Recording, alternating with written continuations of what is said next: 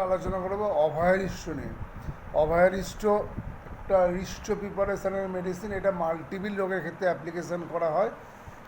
এবার অভয়ারিষ্ট কী কী রোগের ক্ষেত্রে আলোচনা করা হয় সেটাই আমরা আজকে আমাদের আলোচনার মূল বিষয়। অভয়ারিষ্টর রেফারেন্স পাওয়া যায় অষ্টাঙ্গ হৃদয়ে অশ্ব রোগাধিকার অধ্যায়ে অভয়ারিষ্ট সম্বন্ধে উল্লেখ আছে। অভয়ারিষ্টর যে রস সেটা হচ্ছে অম্ল, কষা এবং কটু, এবং এর বীর্য হচ্ছে উষ্ণ।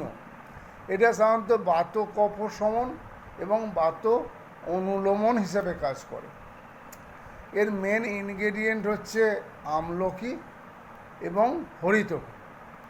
এর ইন্ডিকেশন হচ্ছে অ্যানোরেক্টালের ক্ষেত্রে, নন ব্লিডিং পাইলসের ক্ষেত্রে এটি ইউজ করা হয়।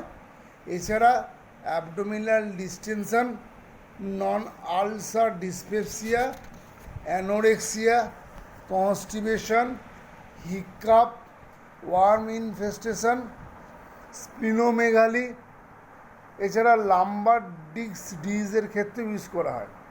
এটা সাধারণত 25 ml করে দিনে 2 বার খাওয়া দাওয়ার পরে ইউজ করা হয়, হালকা গরম জল মিশিয়ে।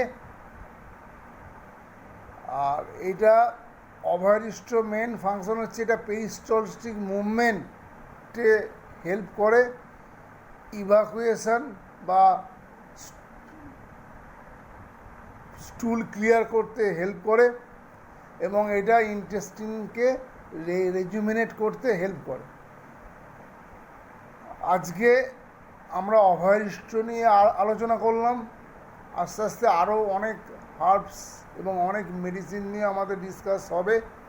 আপনাদের যদি আমার এই ভিডিওটা ভালো লাগে তাহলে লাইক ও শেয়ার করুন, এবং এই চ্যানেলে মেনলি আয়ুর্বেদিক বিভিন্ন পবিত্র রোগের ট্রিটমেন্ট সম্বন্ধে আলোচনা করা হয়। আপনাদের যদি আমার এই চ্যানেলটা ভালো লাগে তাহলে সাবস্ক্রাইব করুন। নমস্কার।